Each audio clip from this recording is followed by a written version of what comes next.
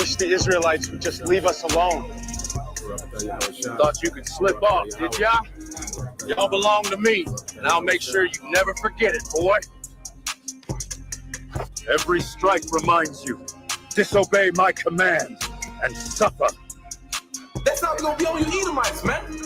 You're gonna be a part of our release therapy. You know, let me get some frustration off. Let me vent real quick. And the word vent means to let out air. Let me give me a quick release. Let me fuck these Edomites up. Then I'm gonna enjoy the rest of my day. Man, it felt good. Let me enjoy the rest of my day. You know? This never ends. We're worked to the bone. I can't take much more.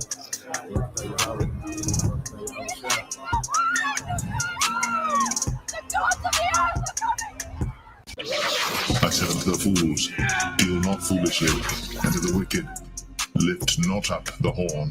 Lift not up your horn on high. Speak not with a stiff neck. For promotion cometh neither from the east, nor from the west, nor from the south. But God is the judge. He putteth down one and setteth up another. For in the hand of the Lord there is a cup, and the wine is red, it is full of mixture, and he poureth out of the same.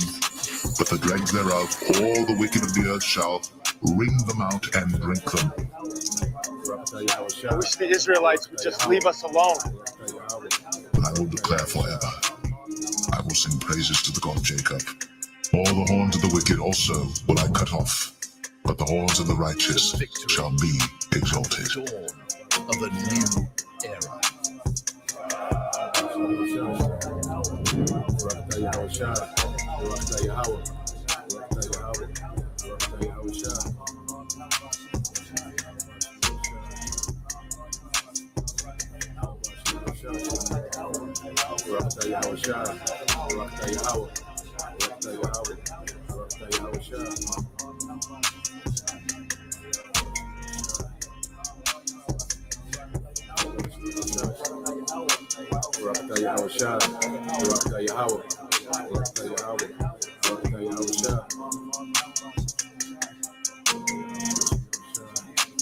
If any man have an ear, let him hear.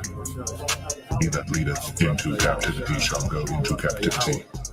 He that killeth with the sword must be killed with the sword. Here is the patience and faith of the saints.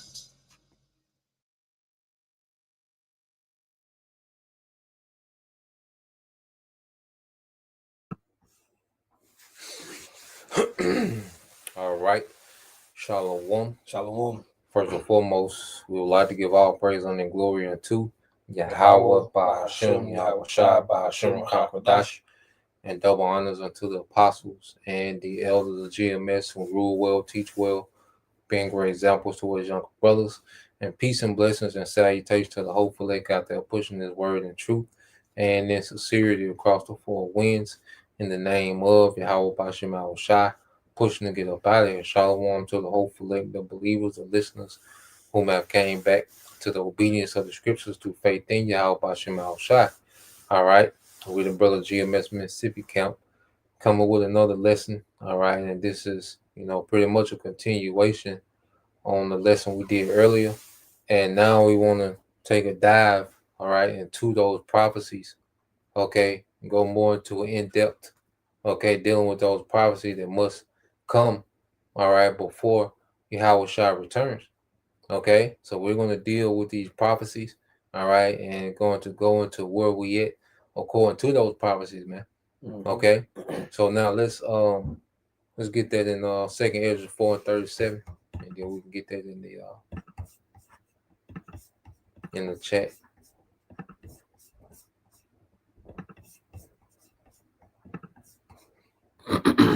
This is 2nd Ezra chapter 4, verse 37. It says, by measure hath he measured the times, and by the number hath he numbered the times. Mm-hmm. And he doeth not move nor stir them until said measure be fulfilled. So every prophecy, has its set measure. There's already a time appointed for every prophecy, man. Okay, and each prophecy is going to happen in this order, leading up to the coming of Yahawashi. So we're going to go through, and walk these things down according to the scriptures. All right. Now the brother had looked up earlier in the chat GPT. Okay. And within that, it gives you a summary. Okay, dealing with prophecies that must come to pass. So let's go straight to the summary. Yeah, we don't need chat. Yeah, we don't need chat for precept. We just need the summary of the events. Right here. Yeah, we go back. Come on, yeah. So just share this one up. Pull that one up.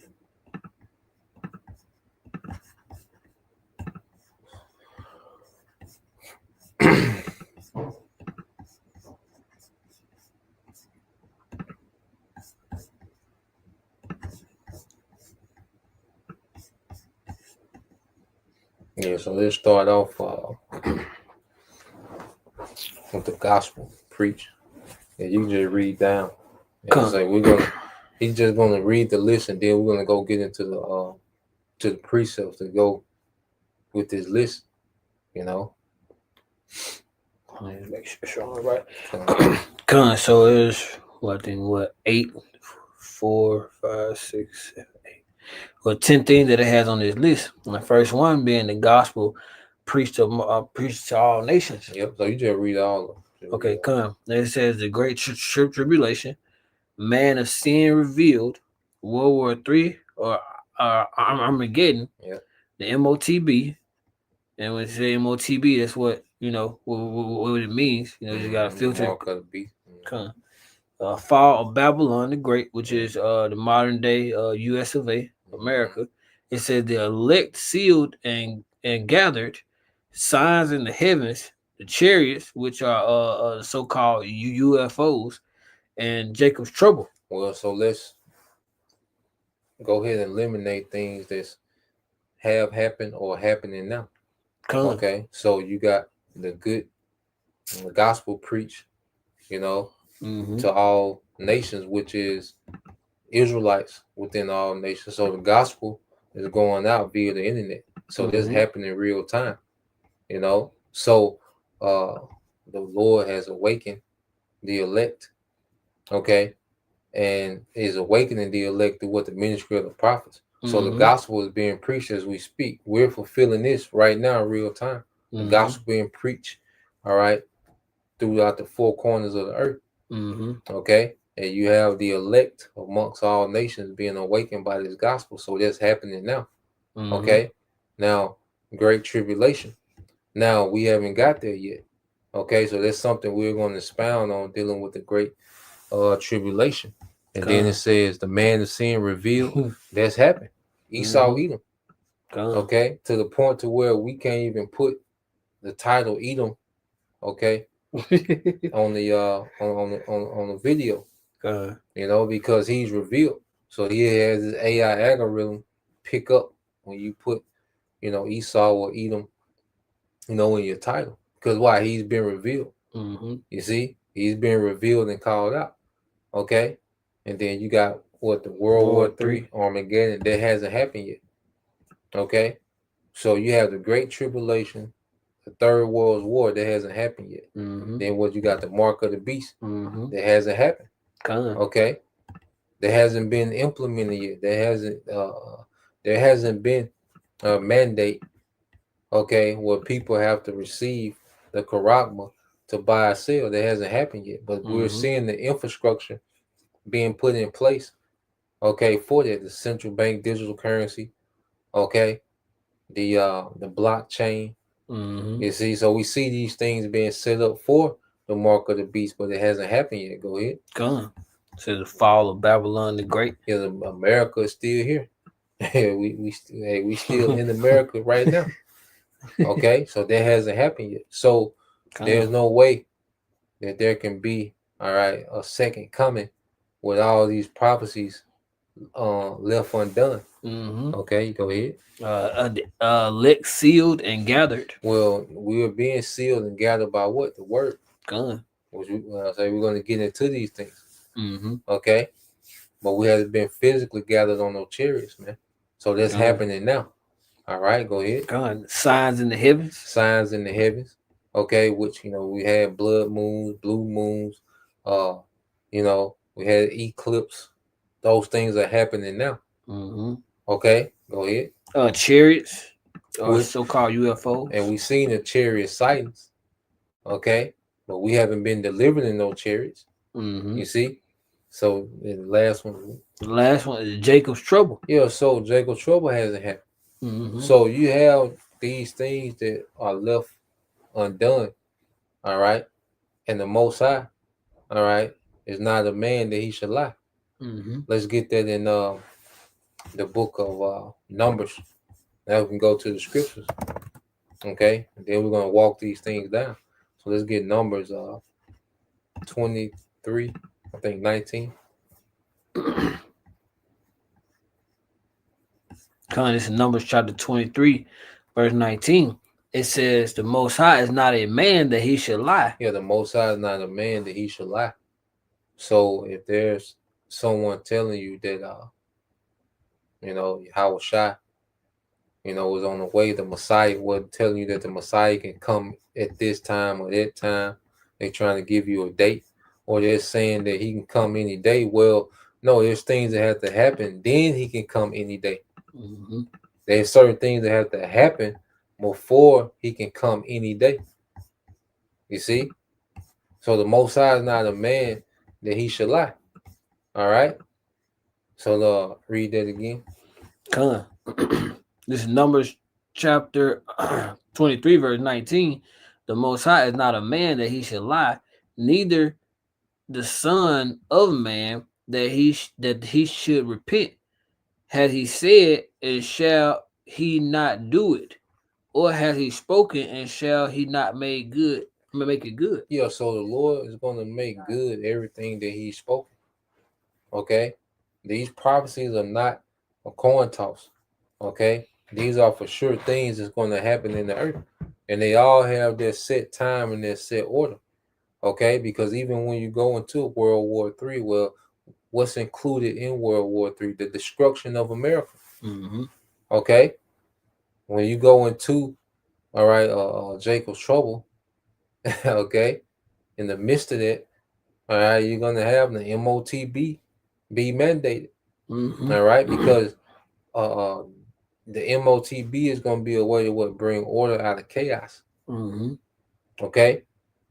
So until these things happen, then the end can't come. Let's get matter of fact, let's go Matthew 24. Start from what? No, let's go what is that? Go to let's see. Go down, keep going down. Let me see where you at. It might be Luke. Go to Luke 21. Yeah, go Luke 21. You know, because we know, all right, that there's things that we got to go through, you know, as believers, you know, especially as, you know, the prophets. So go down to 14. Go up, go up, go up. Oh, yeah. So read 12. This is Luke 21 and 12. Yep. It says, but before all these, they shall lay their hands on you. Hey, before these, they shall lay their hands on you. So we haven't even been grabbed up yet. There's certain brothers that's going to be grabbed up. These things haven't happened yet. Okay, go ahead. It says, and persecute you. Yep. Delivering you up to the synagogues. Yep. And into prison, being brought before kings and rulers for my name's sake. Yeah, that hasn't happened. You know, we haven't been brought before, you know, these government officials. You know, some brothers might be brought before the elites for the namesake of Yahawashi. That hasn't happened yet. You see, go ahead. It says, and it shall turn you for a testimony. Yeah, they're going to require testimony of us. What is this that y'all preaching? What makes sense of it? Okay, go ahead. Verse 14, it says, settle it therefore in your hearts not to meditate before what ye shall answer. Go ahead. For I will give you a mouth and wisdom, which all your adversaries shall not be able to gainsay nor resist. Yeah, so all our adversaries, all right, not going to be able to gainsay, because the Lord is going to put a spirit on us to confound them with their testimony, man. Those that's who's ever their lot, you know, whatever brother that the Lord has there within their lot to go through this, okay? But Yahawashi warned us because these were indicators of where we at in prophecy, man. Okay? Because even the wars and rumors of wars, well, they're just the beginning of sorrow. But the end is not yet. There's still other things that have to play out. So we have to be persecuted, okay, for the testimony of Yahawashi. These exact things have to play out. Okay? Go ahead. Verse 16, it says, and ye shall be betrayed both by parents and brethren and kinsfolks and friends, and some of you shall they cause to be put to death. Yeah, some of you shall they cause to be put to death, man. So you're going to have betrayal, okay? That hasn't happened yet. You see?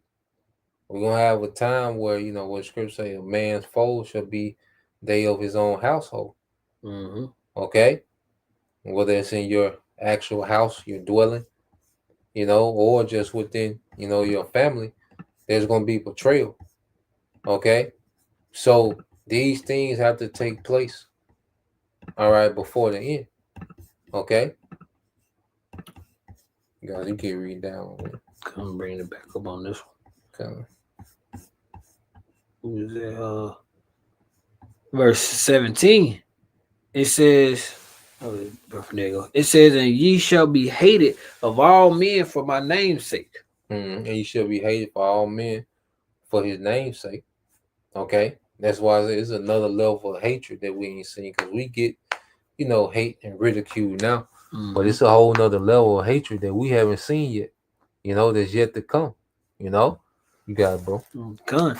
Verse 18. But there shall not an hair of your head perish, and your patient possess ye your souls. So there's going to be some that perish, but then there's going to be some that's going to be unscathed, man. You know, it said not a hair on our head shall perish. So we haven't witnessed these things in the earth yet. Okay? These things are yet to come, but we see the build up to everything. Okay? You can get Jeremiah 30:7. You see, because there's a time of Jacob trouble that's to come. You see?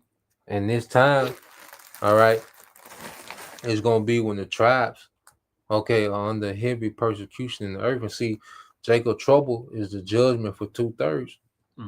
Okay, it's going to be, you know, a time of trying for the elect, but it's going to be judgment for the 2/3.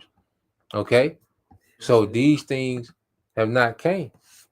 So when you start at verse 6, and if I may add, Bob Shaw, they just show you too how Jake, like they said, oh, we've been through enough trouble. Well, the Lord done told you, you finna go through some more. You know, that's one of the things you can't get out of it, and that's another point of the lesson. You can't get out of these prophecies that the Lord is telling us that's going to happen before Yahawashi comes. You can't decide, oh, I've done enough for this, or I've been through enough for this. This ain't gonna happen to me. No, the Lord has told us exactly what's gonna happen, and He says all these things are gonna be fulfilled. Yeah, bro. Jeremiah 30:6. Ask ye now and see whether a man do a travail with child. Wherefore do I see every man with his hands on his loins, as a woman in travail, and all faces are turned into paleness. No, this ain't happened yet. Okay, this is going to happen in these times. And see, when Jake, you know, was making this big fuss about Jacob's trouble, what happened?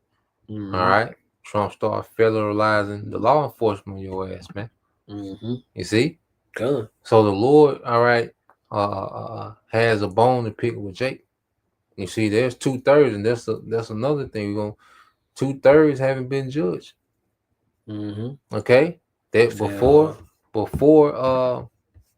Yahawashi returns, 2/3 are going to be, all right, judged, man, and the remnant of the 2/3 are going to be judged when Yahawashi get here, man. Okay, so the Lord ain't put hell on Jake yet, man. You see? Go ahead. Come. Verse 7, it says, alas, for that day is great, so that none is like it, It is even the time of Jacob's trouble, but ye shall be saved, but he shall be saved of it. Yeah, so he shall be saved out of, which is the elect. Mm-hmm. So we haven't been in a time of trouble to where we can be saved out of it, showing you that when will we deliver out of a time of trouble? Because we are yet to the day in our captivity. So we haven't been delivered from a time of trouble yet. Okay. Here it is. Esau, Edom is still in power, and as long as your enemy is in power, okay, trouble is still looming.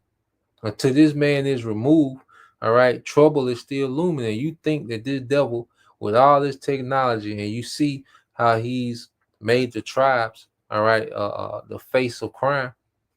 Okay, that's what he does before he makes his move. You see what he did with Ishmael. Then he make Ishmael the face of terrorism before he went over there, and he's been terrorizing them in the Middle East. Okay, for the last 2.5 decades, 3 decades, man. Okay, so we're seeing the same play, all right, being ran here, and it's gonna fulfill the prophecy of Jacob's trouble. And see, we understand. Look, we need these prophecies fulfilled for us to get out of here, man. But see, this the straight gate. Okay, see, Jake want to try to create a smooth path to the kingdom, but nah, man. Yeah, get that Act 14 and 22. Okay, this is Acts chapter 14, verse 22. It says, confirming the souls of the disciples and exalting them to continue in faith, and that we must, through much tribulation enter into the kingdom of the Most High. So that we must through much tribulation, which means we're gonna be in the midst of it. Okay, it's gonna be uncomfortable. You see, it's gonna be, we're gonna take loss. You see, so these things have to happen. Okay.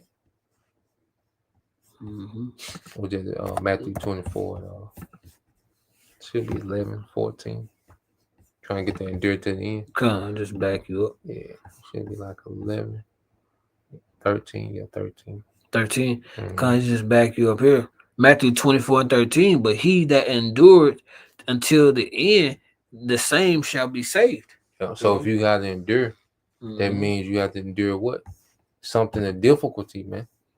Because if it's not difficult, you don't have to endure. You don't have to endure being comfortable. Okay, you wouldn't have to endure a rapture. No, you have to endure the time of tribulation, man, because we're going to be outcast. Okay, whether we're brought before, these different governors, they don't tell them what type of holding cell they're gonna have us in. Okay, you think you're gonna you think we're gonna be in first class? They come snatch us up, man. No. Yeah, you're gonna be dungeon treatment. Okay. It's cold, gonna be cold. You're gonna deal with the elements. And see, you think you're gonna be eating 4-course meals?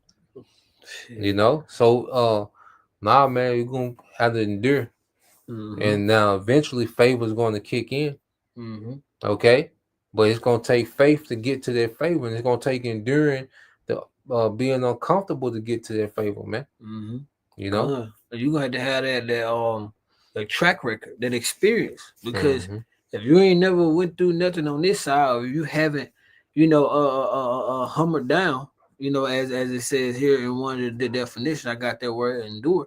You haven't gone through misfortunes or just really went through rigorous, tough situations on this side and understood how faith moves and been patient to sit back and listen, then, to sit back and wait, or to tarry, as it says, how much less are you gonna be? You're gonna be timid in them times. You don't have no experience with having a conversation with the Lord. You don't have any experience in knowing how the Lord Yahawashi shall move, knowing even how to pay attention to what the Lord tells you.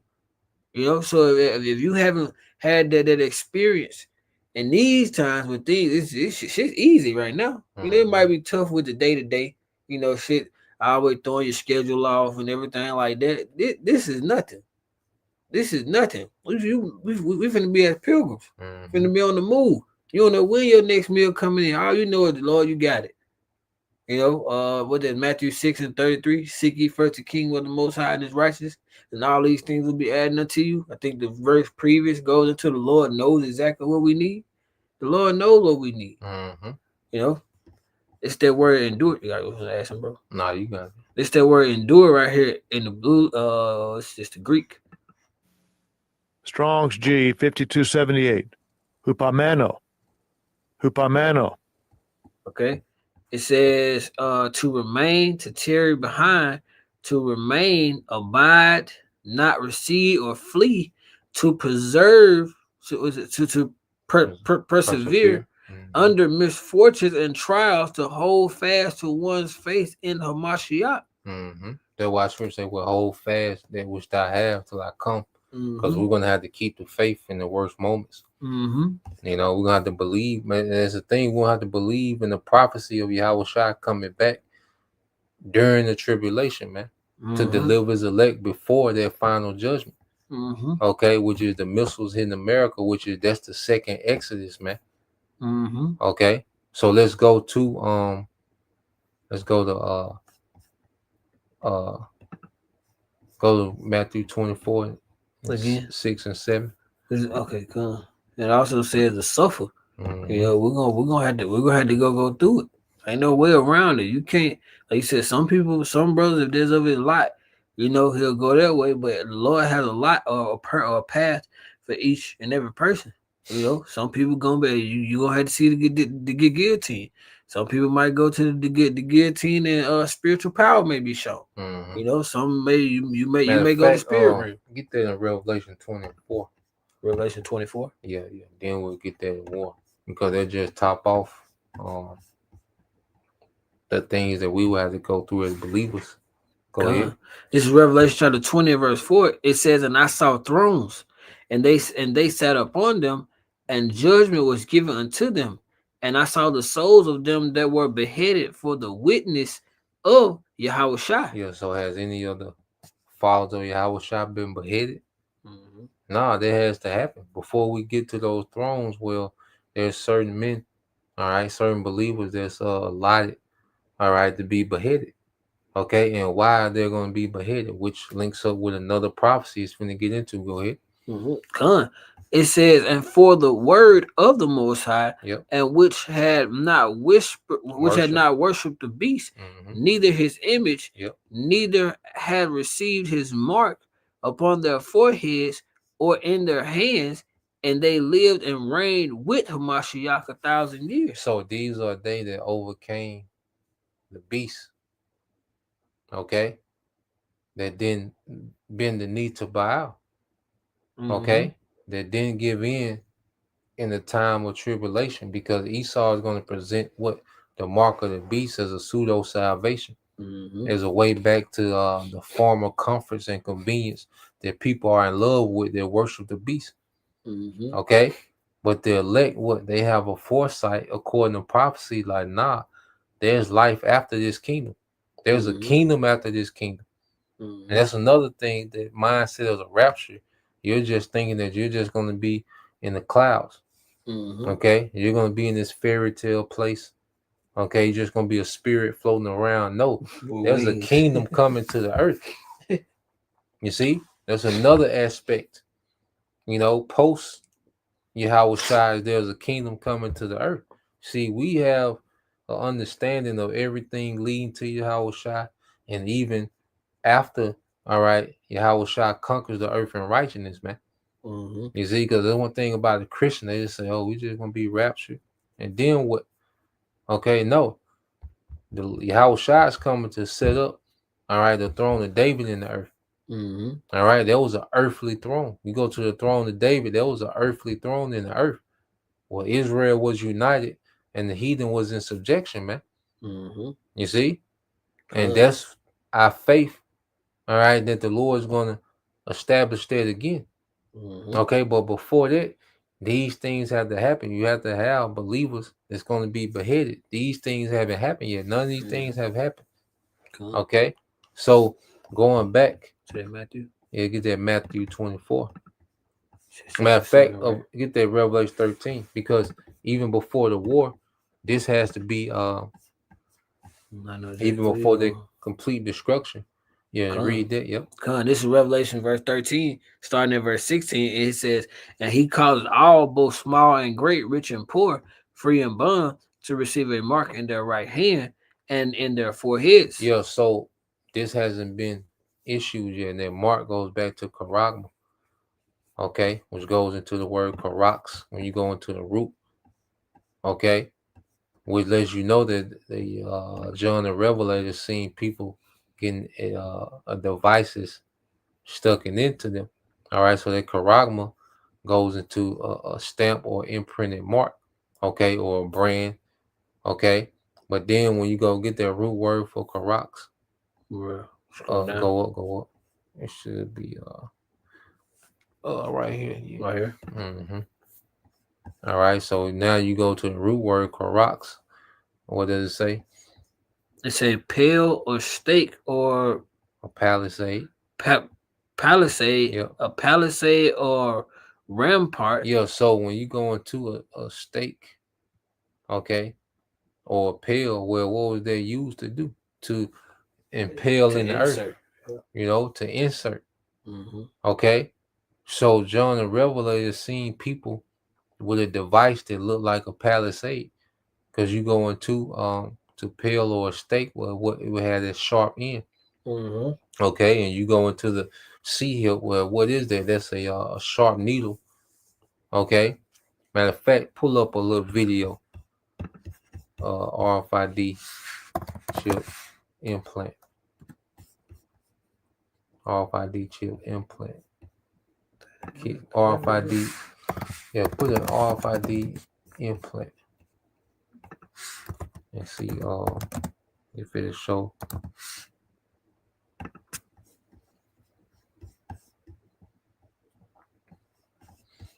See if you got a video. See if you got a video implementation. Go to go to implant kits. RFID self implant kit. Oh, I know what you're talking about.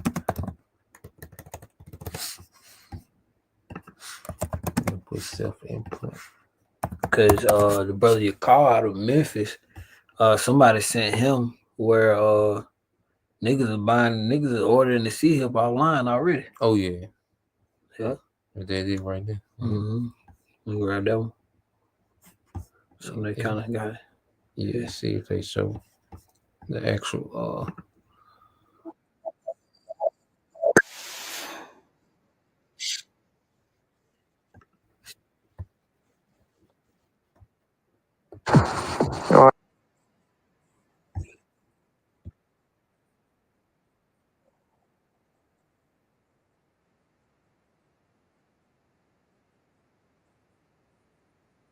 who said both of them? We're gonna get that as well. You wanna share this? Yeah. Yeah, sure. That boy, running back, yeah. That boy got both of them. It might show the I had moved it over. Don't have to worry about. Yeah, it might show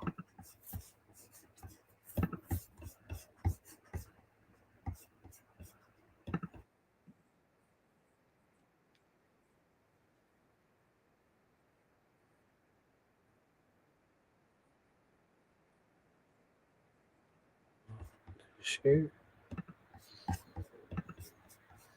Mm-hmm.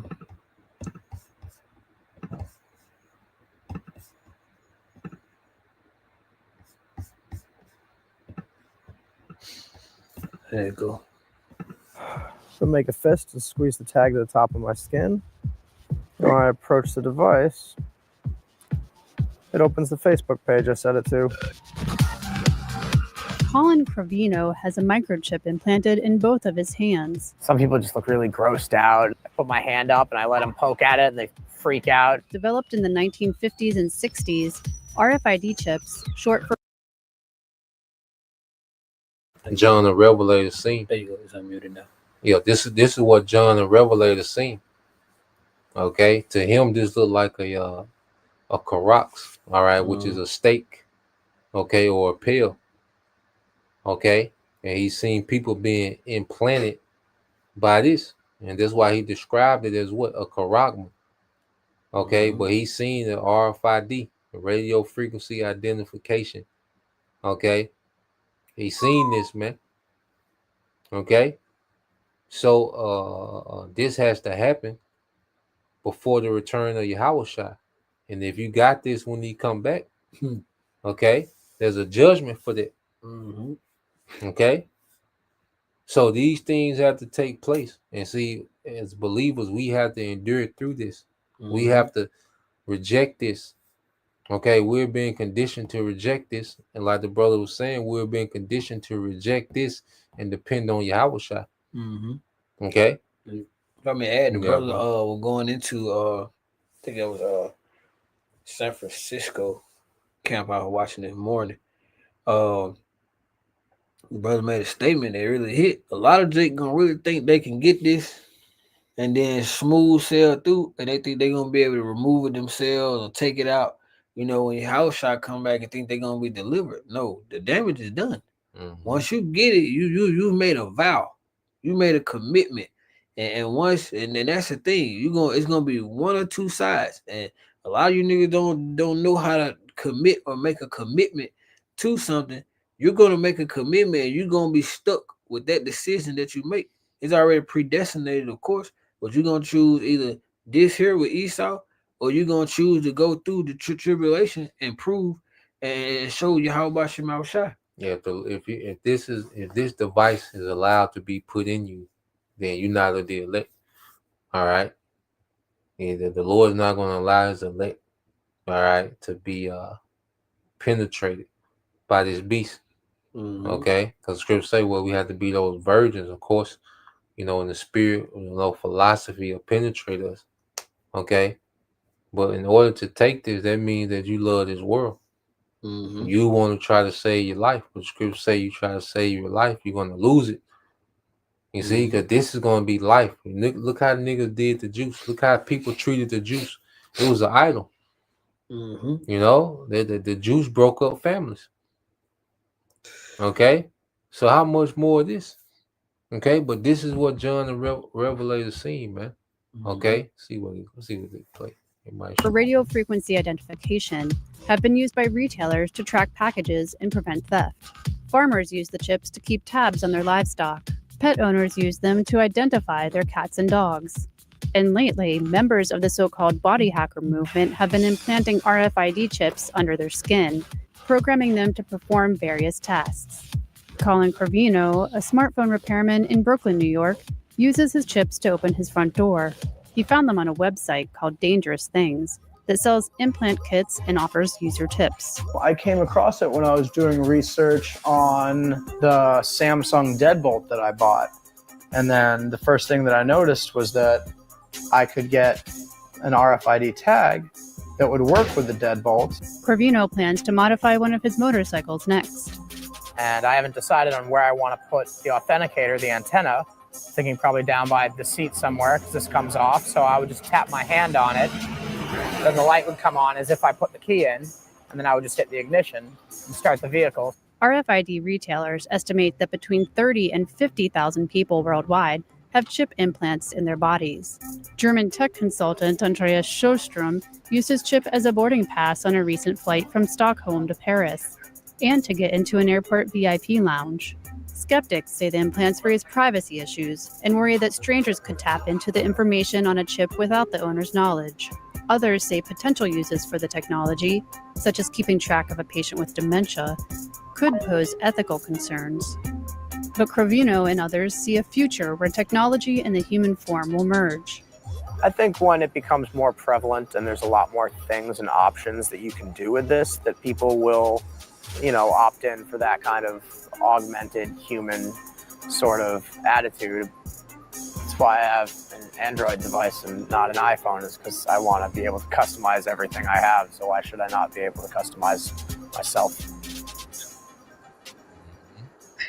And see, that's you already have, all right, people, because the little chick Eve had a dream, as we went into this morning. She said she seen 4 phases of the microchip, the RFID chip, and that was the first phase was voluntarily, which people are doing now. They what she said like 50,000-60,000 have voluntarily gotten the microchip. Okay, so there's a phase. She said she had a dream, and in the dream there was 4 stages, and the first phase was voluntarily. Okay, people getting the MOTB, and then the second phase, she said there's gonna be a lot of celebrities. All right, the celebrity machine, okay, are going to push, okay, for people to get the chip, and then you're gonna have the third phase to where they're gonna make it, all right, mandatory. All right, and if you don't have it, you can't participate in society. Okay, and then she said the fourth phase was military force. If you don't have it, all right, you're gonna be put to death. So we're in the first phase of people voluntarily getting it. All right, so now we look forward to these celebrities becoming the pushers, and then they're gonna make it to where if you don't have it, you can't function in society, and then it's gonna be military force, which that makes sense. Okay, so I think we were looking up how many people voluntarily got it. It says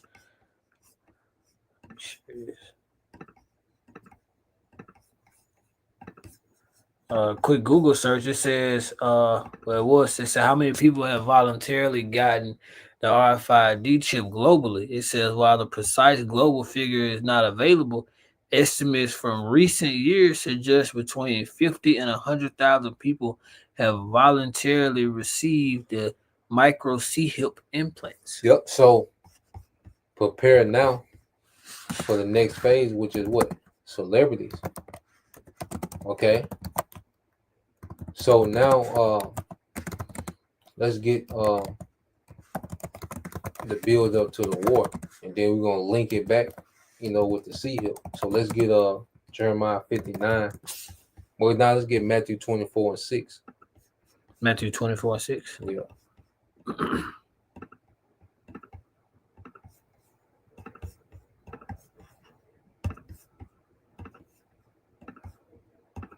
This is Matthew chapter 24 and verse 6. It says, and ye shall hear of wars and rumors of wars. Yep. See that ye be not troubled, for all these things must come to pass, but the end is not yet. Yeah, so we're constantly hearing these wars and rumors of wars. For years, we've seen certain events happen to where we thought, like World War III, okay, but it wasn't their time. We've seen certain events, the small hats, okay. I know that one, especially when Trump killed General Soleimani, the Iranian general, we thought for sure this was it. Okay, when Russia invaded Ukraine, the recent you had this 12-day war between the small hats and Iran. Okay, but that wasn't the time because guess what? Other prophecies had to take place. See this C-hip. Okay, well, you probably not gonna find it on net. I ain't gonna tell you on net because it was a spirit. Yeah, something right there. I see what you're saying. Yeah, because there was the spirit that gave her that dream. Some things the chat ain't gonna be privy to, and that's where the spirit kick in. Okay. So leading up into the RFID chip, we're gonna be hearing rumors of wars while the RFID chip, the MOTB, is being rolled out. So we're hearing wars and rumors of wars. Read verse 7. Verse 7, it says, for nation shall rise against nation, and kingdom against kingdom, and there shall be famines and pestilences and earthquakes in diverse places. Yeah, so you're seeing different nations coming to conflict. Like I said, you got Russia, Ukraine, you got you had India and Pakistan had a little spout. You had the small hats in Iran there, and then small hats, they're into with everyone. Hamas, Hezbollah, the Houthi rebels. Okay. You got, now America, They into Venezuela. Like, what y'all doing? You see? But these things must be. Okay, as he's going to say on verse 8. Verse 8. All these are the beginning of sorrows. All these are the beginnings. So now we're getting to the nitty gritty. These are the beginnings of sorrows. Okay, the beginnings of birth pains. It says with more to come. Yeah, with more to come.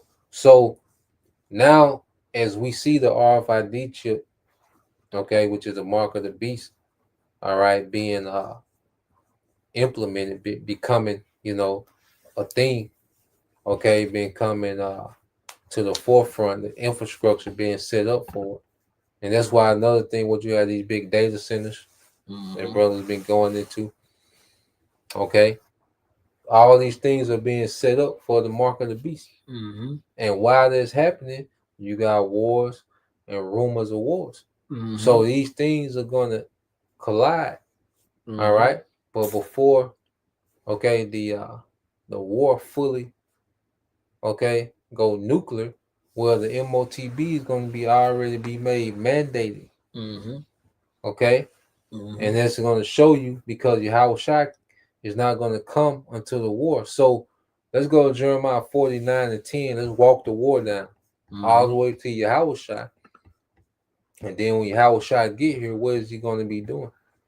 You said a point too, bro. You got it, bro. Because if you've ever studied or kept up with I would say the government, the stuff that's going on with it for the sake of edification, and bringing out food for the elect, you will understand that the government, how they move, they give you all these distractions.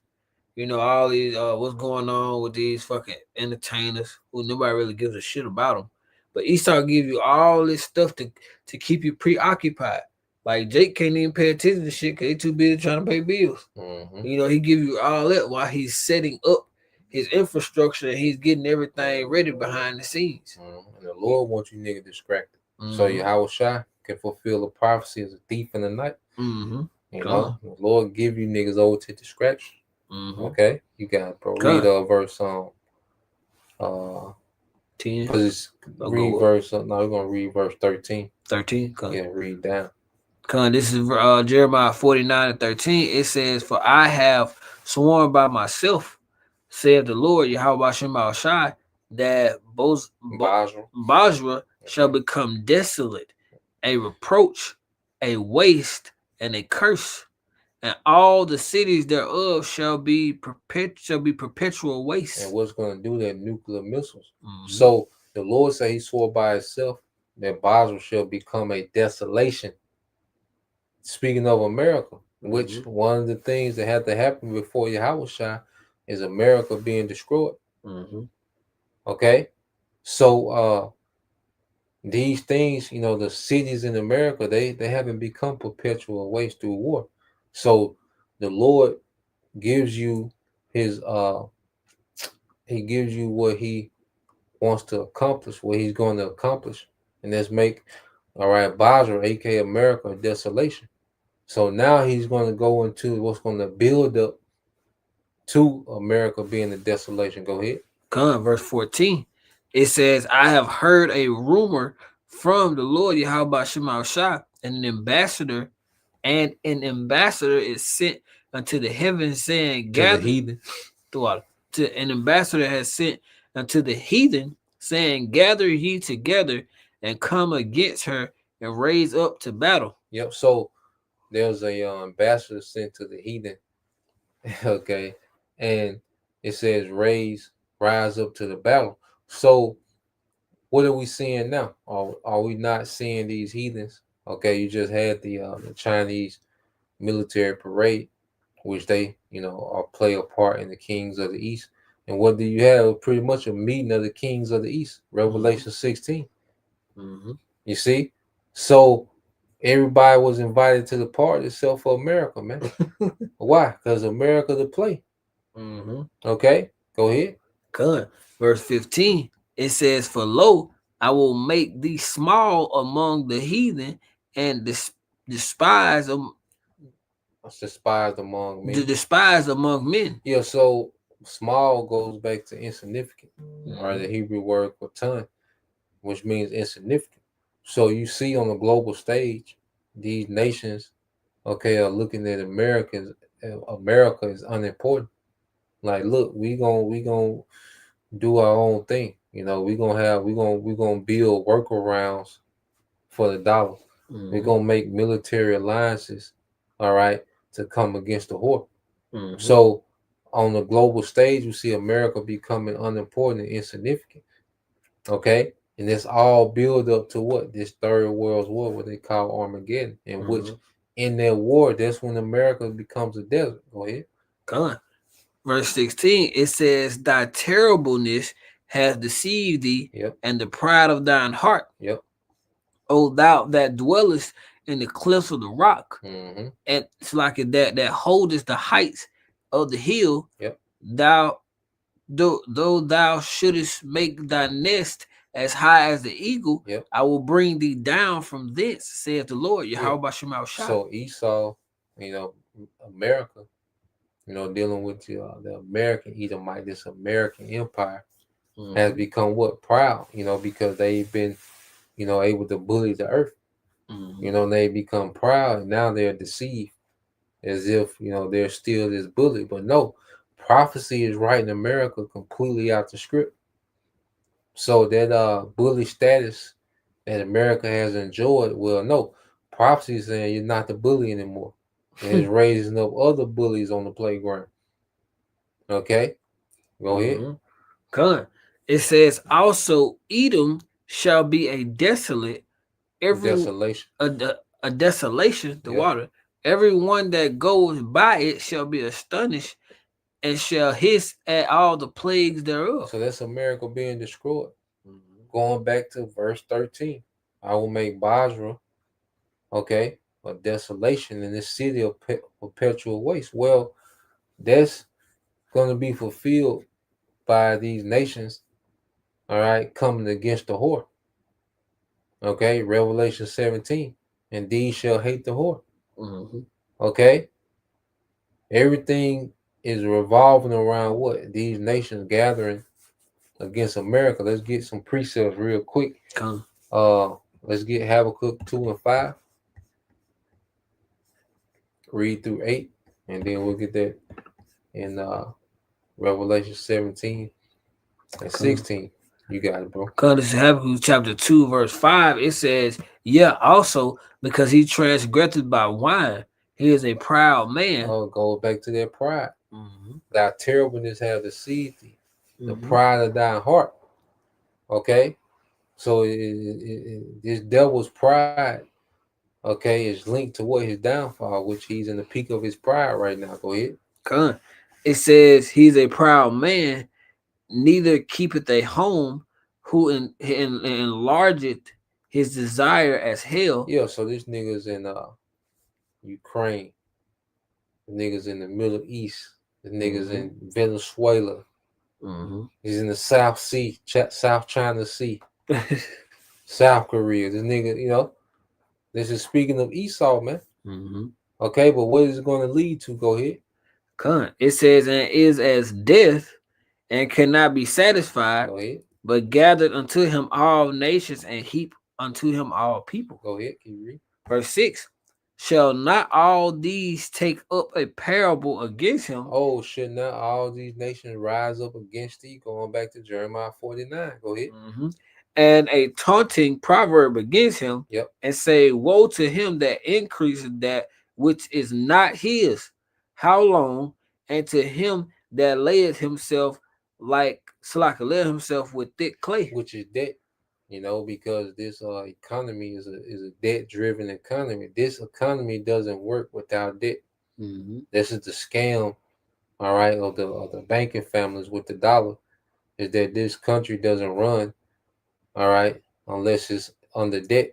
This whole global market is based off debt, but especially here in America.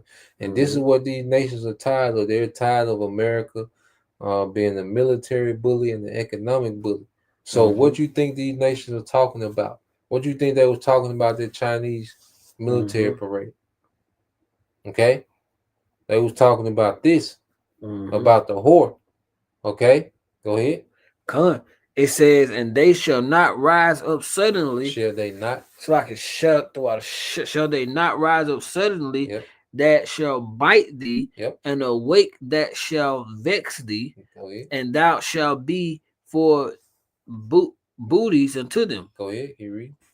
Verse 8, it says, because thou hast spoiled many nations, all the remnant of the people shall spoil thee. Yep, go ahead. Because of men's blood, and for the violence of the land, of the city, and of all that dwell therein. Yeah, so the plot is these nations, okay, are gathering together to spoil America, to make America a spoil, which is the destruction of America. Mm-hmm. They're going to spoil this place with missiles, man. Okay? So even you go to Revelation 17:6. 17. This is Revelation chapter 17, verse 6. Yep. And I saw the woman drunken with the blood of the saints, and with the blood of the martyrs, the water.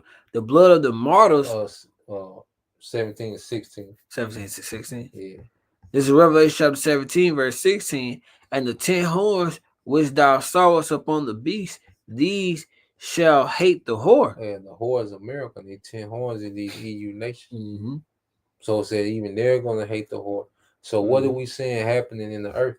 These nations are beginning to hate the whore. Mm-hmm. Okay, the whore is being left out of the global conversation, man. And that's the Lord that has America written out the script. Go ahead. Because it's easy to say, it's easy to understand who the whore is, because the whore is that nation that's seated up on many waters. Mm-hmm. You know, she's everywhere. Mm-hmm. You know, there's only one nation that's, no matter where you go, she's somewhere spreading her filth. You know, she's somewhere polluting whatever area that is, and that's America. You read verse 15 and explain. I'll jump up. 15, it says, and he said unto me, the waters which thou sawest where the whore sitteth are peoples, multitudes and nations and tongues. Yeah, so America influence, okay, is throughout the earth. Mm-hmm. You know, she's in the midst of many people. American culture, mm-hmm. okay, is the most influential culture in the earth. Mm-hmm. Okay, and she spread herself throughout the earth, and now, all right, these nations are sick of the whore because they're looking at the results. Okay, that's being produced, and then because you're dealing with a whore. Okay, she a whore. All right, what does she do? She sells you a fantasy as if you're getting the best deal. Okay, but then when you look up, okay, you're being swindled. So this is how America has been playing these nations, and now these nations are gathering, which is going to lead to this war. And in this war, this is when Yahawashi comes into this realm. Okay, and this is going to be the last prophecy, because this is going to because this is happening, because these things are happening. The nations are gathering at the same time. Jacob trouble is getting ready to happen, and the RFID chip is being implemented, being normalized in the earth. So the build up to the war is happening. The build up to Jacob trouble is happening. The build up to the MOTB is happening. Okay, but we know that Jacob trouble and the mark of the beast had to happen before the war. Okay, go ahead. Good. It says, and the 10 horns which thou sawest upon the beast, these shall hate the whore, and shall make her desolate and naked, and shall eat her flesh and burn her with fire. Yeah, so it's going to be with the nukes. They're going to burn this whore, because this war is going to be fought differently. Okay, real quick, Isaiah 9:5, and then we'll get that in Revelation 11 and 14. Isaiah chapter 9, verse 5. Yep. It says, for every battle of the warrior is with confused noise, and garments rolled in blood, but this shall be with burning and fuel of fire. Yeah, so this war going to be burning with fuel and fire, which is missiles. Okay, Now let's get Revelations. no, let's get 2nd Ezra 13, because it's going to explain to you that these nations are going to be in the middle of a war when Yahawashi returns. Said 13. Yeah, 13, and it's 2nd Ezra 13.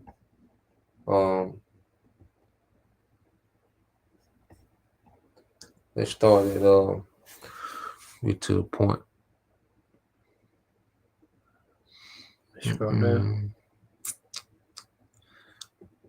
Let's read verse 5. This is 2nd Ezra chapter 13, verse 5. It says, and after this I beheld, and lo, there was gathered together a multitude of men out of number from the four winds of the heaven to subdue the man that came out of the sea. So this man that came out of the sea is Yahawashi.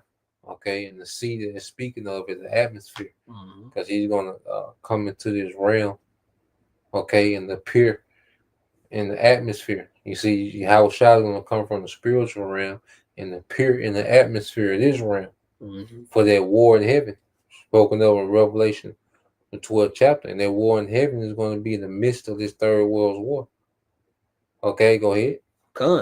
It says, but I beheld, and lo, he had graven himself a great mountain and flew upon it. Yeah, and that's that Father chariot. You know, which is going to be so massive, you know, that you can't even see the end of it with humanly eyes, and he's going to go into it. Go ahead. It says, but I would have seen the region or place where out the hill was graven, and I could not. And after this I beheld, and lo, all they which were gathered together to subdue him were so afraid, yes, do his fight. Yeah, so it's all they that were gathered together to subdue him were so afraid and durst fight. So how are these militaries of the earth are going to be gathered together? They're already going to be at war with each other. Okay, they're already going to be, all right, in conflict. You see? That the Valley of Jehoshaphat, Yahawashi. Go ahead.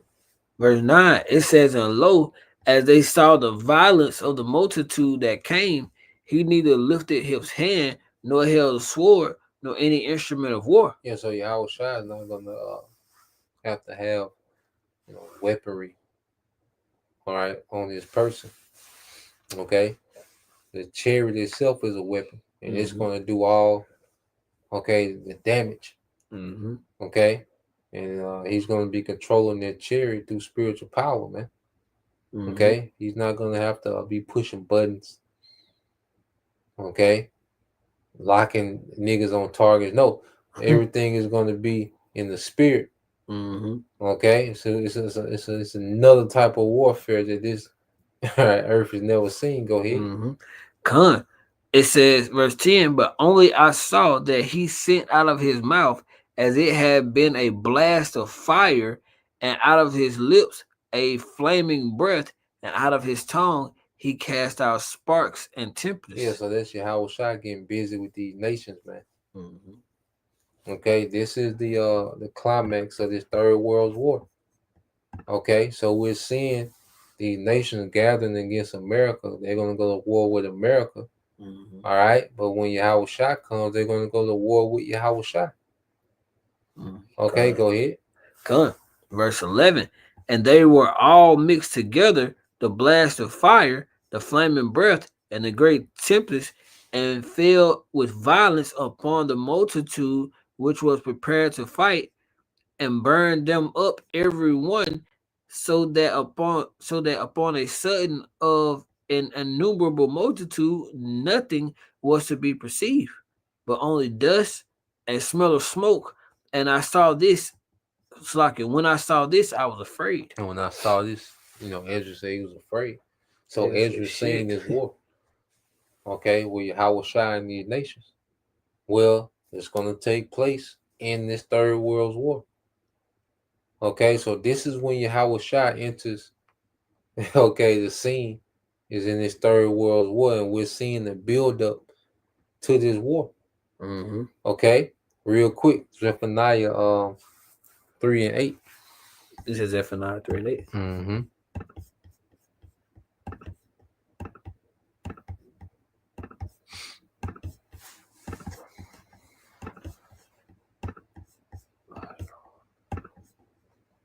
Zephaniah chapter 3, verse 8.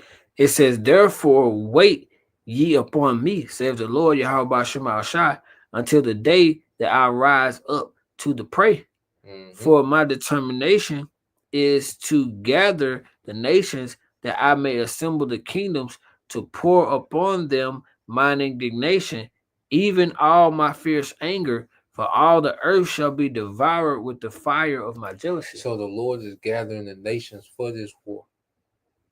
All right. So ultimately, He's going to pour out His wrath in the midst of this war through Yahawashi.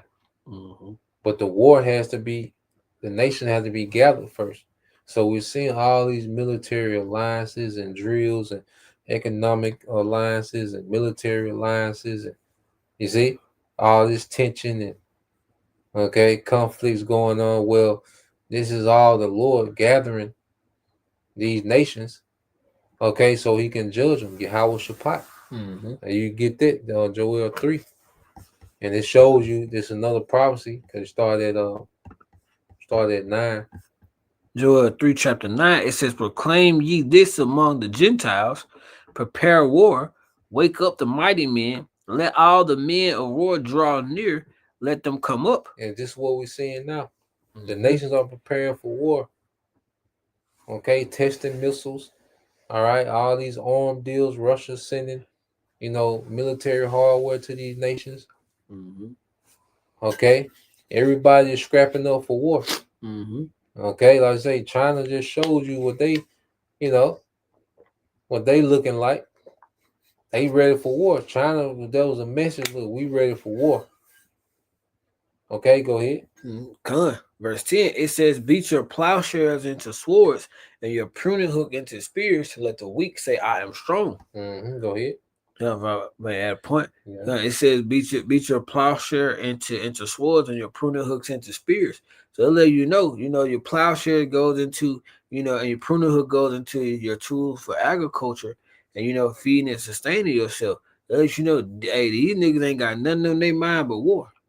They ain't got nothing on their mind but doing away with America, Babylon the Great. They don't care about nothing else. And they gotta be like that because of America.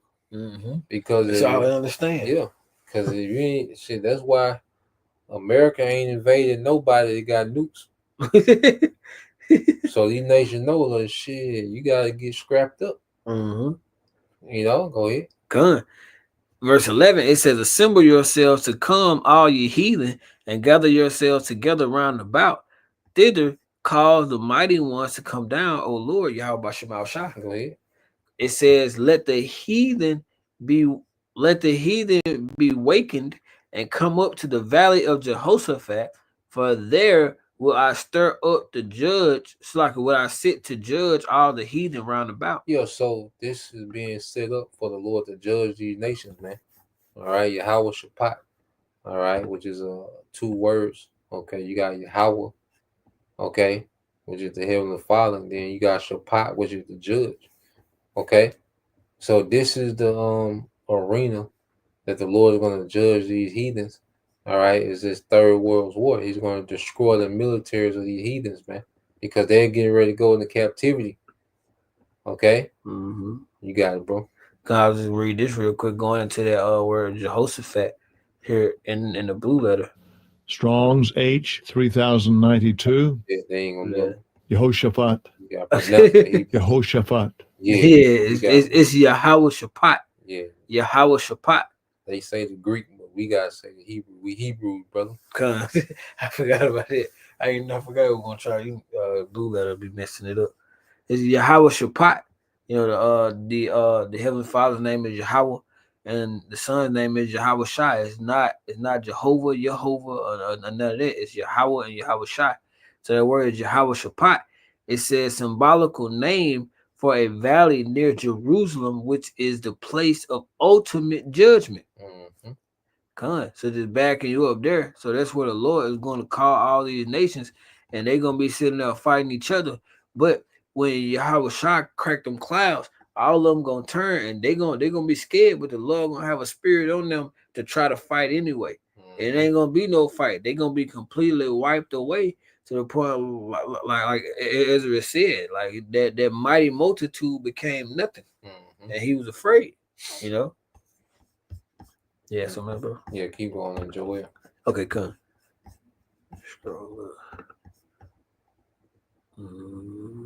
Verse 13, put ye in the sickle, for the harvest is ripe. Come get you down, for the press is full, the fats overflow, for their wickedness is great. Yeah, so now the Lord's gonna judge wickedness. And this war, all right, it's gonna judge a lot, you know, because a lot of people are gonna be put to death, you know, because the majority of nukes gonna hit America, but nukes gonna hit other places, man. You know, you got it, bro. Keep reading, Joel. Come. Verse 14, multitudes in the valley of decision. Yep. For the day of the Lord Yahawashi Shah is near in the valley of decision. Yeah, so going to the multitude, which that goes into Armageddon, okay? Because you go into Armageddon, it goes into the multitude of troops, okay? So the valley of decision, all right, is going to be over there, because Megiddo, you know, and today, you know, there'll be Western Syria, you know, close to Golden Heights. Okay, when you go into Megiddo today, you see, go ahead. Come. Verse 15, it says, the sun and the moon shall be darkened, and the stars shall withdraw their shining. Go ahead. The Lord Yahawashi Shah also shall roar out of Zion. Oh, so now Yahawashi hit the scene. It's another. Now he's on the scene while these nations are at war. We just read in Ezra. He hits the scene when these nations are at war. Go ahead. Come. And utter his voice from Jerusalem, the heavens and the earth shall shake, but the Lord Yahawashi Shah will be the hope of his people. Oh, so why would his people need hope if they're already gone? If they're not here? If the believers of Jesus are gone, why would they need the hope? Nah, we're going to be here. Like in this war, our hope is going to be in Yahawashi returning. Okay, so showing you that what we're going to be here.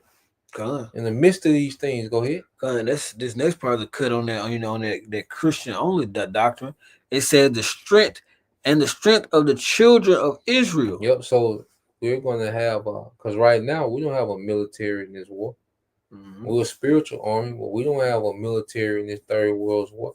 But we got a military from the heavens.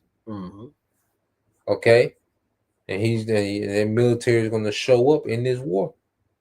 And it's going to be the hope of the children of Israel. Okay, go ahead.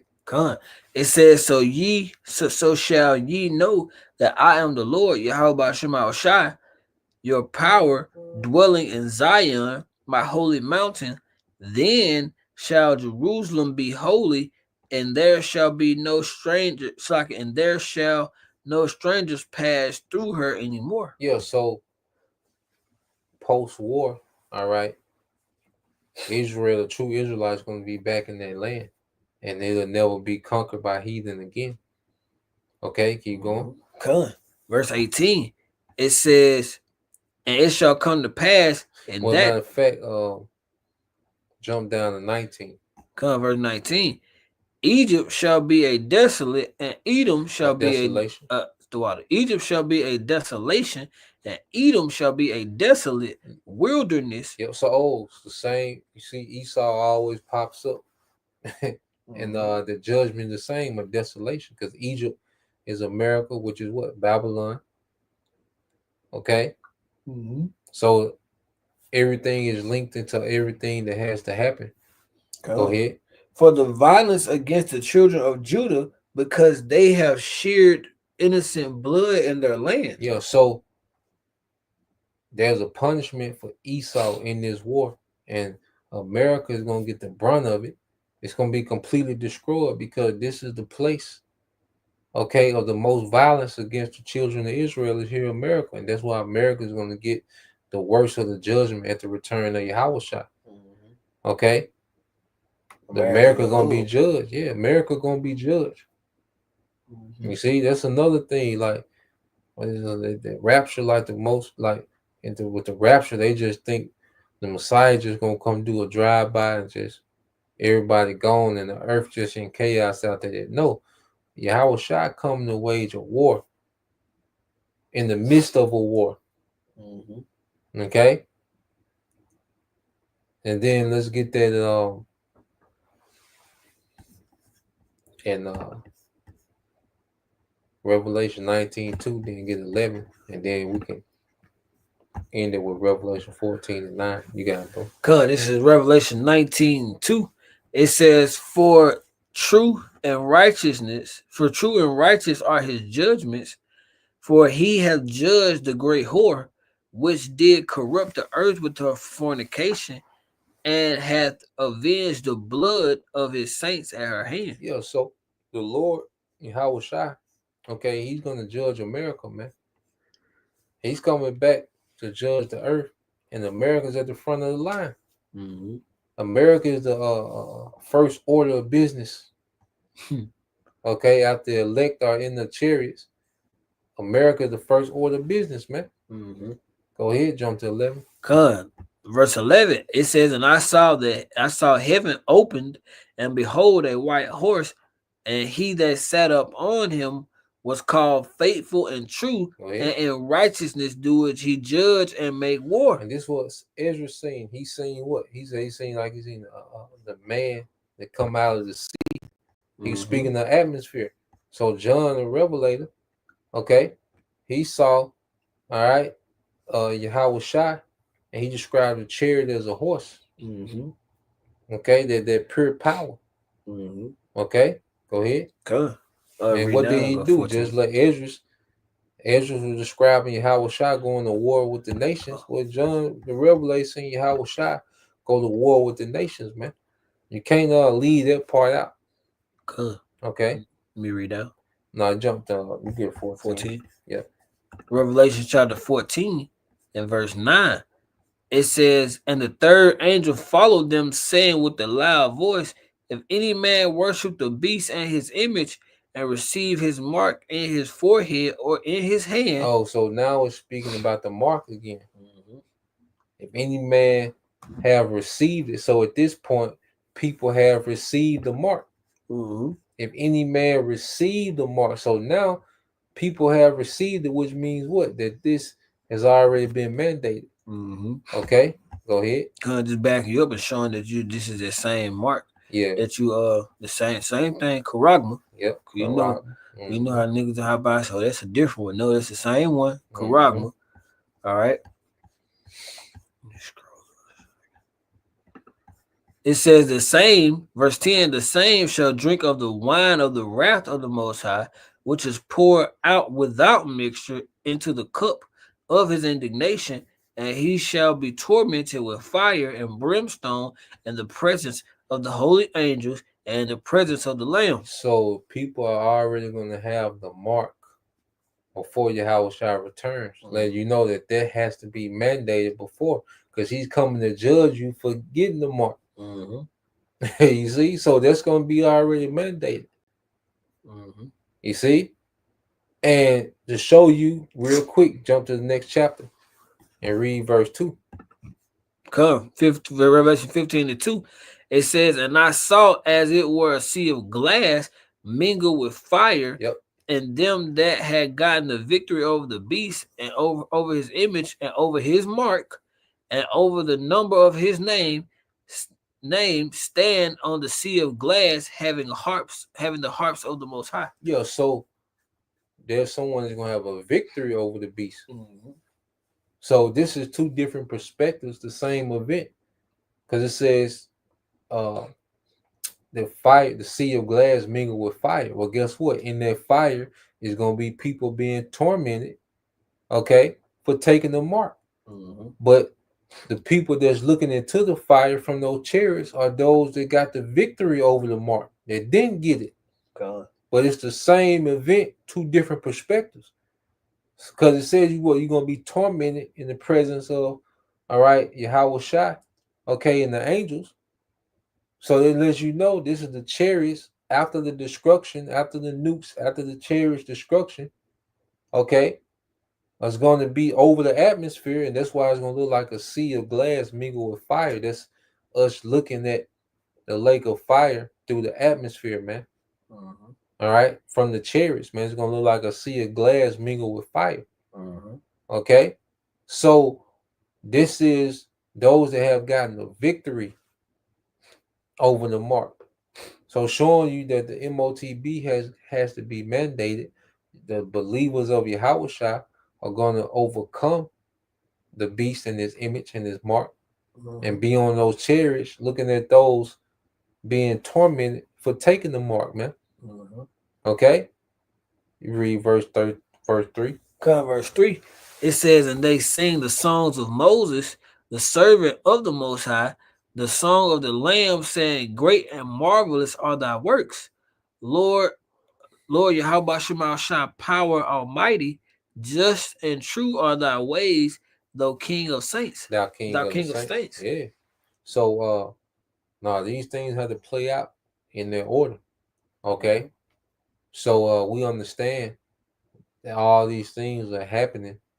Okay, and when they hit, it's gonna be a domino effect leading to the actual appearing of Yahawashi. Because when Yahawashi shows up, that's it. The earth is finna be judged, and the elected finna be delivered. That's it. You know. Yeah, that was it, bro. So with that, we pray, that you brothers, all right, and you sisters edified once again. Want to give all praise, honor, and glory unto Yahweh, Ba'ashem, Yahawashi, Ba'ashem, Chakadash, and double honors unto the apostles and the elders of GMS who rule well, teach well, being great example to his younger brothers. And peace and blessings, salutations to the hopeful. Shalom. Shalom.